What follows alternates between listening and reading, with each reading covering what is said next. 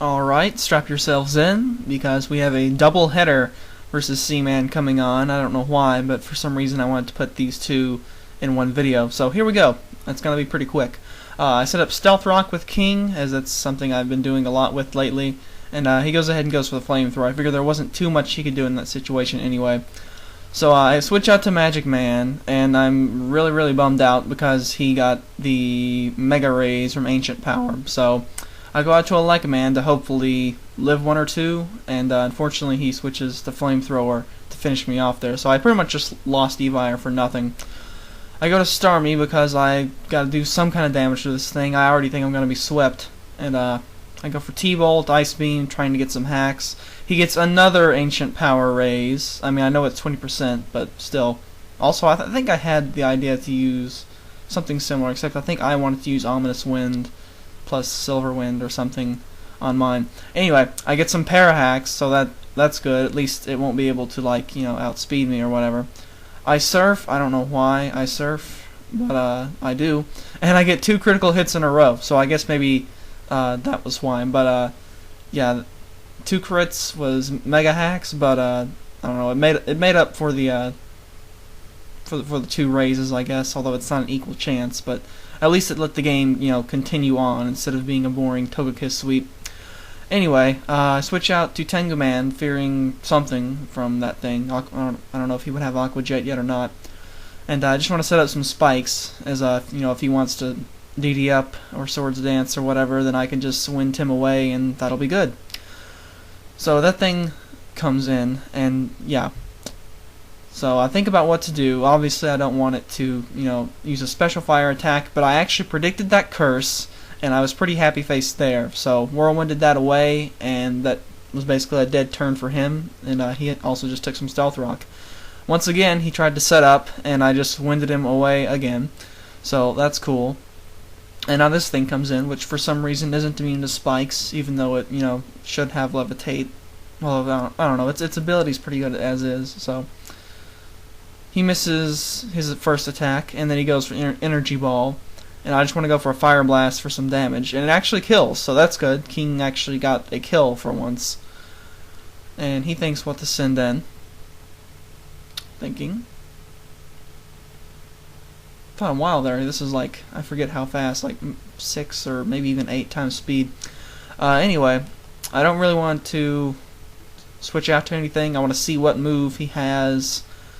If he's got, you know, well, not even Stone Edge is neutral to Nidoking. Nidoking and Nidoqueen are like really good Pokemon to take on Hera with. But anyway, I'll go out to Cutman, as it, well, I don't know if it's going to be faster, but it should be able to take whatever kind of move that thing throws at me, or anything else I can bullet punch for a 2-hit KO maybe. Oh yeah, and I just go for the double hit, because I figure he'll probably try to set up, and then I can just bullet punch to finish him off. So that worked out pretty well. He's Cman's not doing very well with setups in this match so far. Breloom comes out, and I'm just gonna bullet punch it for some damage in case it wants to sub first. Maybe I can get it down to under a 4th, and that would be really good. And he just set up a Leech Seed. Goes for a Mach Punch instead, so I guess it's not a standard Breloom. Well, of course it's not standard Breloom. I'm facing Cman. Flareon comes back out, and I figure it's probably going to get a curse. I don't know if it has special fire moves or not, but I'm going to go to Magic Man. Uses Fire Fang over Fire Blast, which is cool. I guess that makes sense with curse, you know. And I just let Magic Man die, as I don't want anything else to take that hit. I predict a quick attack here, but yet I leave it in anyway. So that was another one of those dumb things I do. Okay, so here's a key play, I think. Since he has Fire Fang, I know Skarm, since it's physical, Skarm's going to live it alright. And I'm able to wind him away, and I think at that much HP, he should die on switching. So that's cool. I've got this thing left to deal with, and I'm going to go for a Drill Peck, and hopefully I can just finish this thing off. And then I think the Flareon will it die on switching? If not, it's going to be close. Oh, okay. And yeah, but with the spikes, it does die on switching, so that's cool. I win the first round, and here we go with the second round. He fakes out this time, and gets a critical hit fake out, which doesn't seem like too bad, but you know, a little bit more HP there would have been nice. So, oh well. I get my Toxic Spike set up, and that's possibly good for me. I don't know. I wind him out because of reasons, and he goes to Scyther at the first of several times, I believe. And of course, he brings his Drapion this fight, the fight I bring Toxic Spikes, which is why I didn't bring it in the first match, because I was afraid of that. Go ahead and set up some more spikes, as he flamethrowers me and gets a burn hacks, but fortunately it doesn't do overly too much to scar him. And the burn hacks looks bad, but I have got Medi, so I can just aromatherapy that later on. Continuing to bring Buzzkill out with Whirlwind, and I was able to live that with 7 HP and Roost Up, which was huge. So now Scarm's almost back at full health. And I'm going to go out to Medi. I would definitely hate to see Medi exploded on, but I need to get an aromatherapy up, so that's what I do. And he just paybacks, so maybe he doesn't have explosion, or maybe he's just not ready to use it yet. But anyway, I go back to Tenguman predicting the explosion, and he goes out to Gliscor. So I could set up some more stuff, but I'd rather go to Skullman. I get my leftovers knocked off, and I'm now... I forget if this is poison or just toxic. I didn't see how many layers he got up. But anyway, I go ahead and go for the burn first. I could Ice Punch, but you know, whatever. And I get that thing burned, which I guess is okay. Beat gets dragged in, and I'm pretty content to just stay in here. I figure Aura Sphere should knock it out in one hit, but he lives with just a sliver, so I guess Air Slash would have been the better choice. But regardless, Burn finishes it off. So that's alright, I guess, except now he gets to drop in Gliscor kind of for free. He goes ahead and Swords Dances up, which is not good.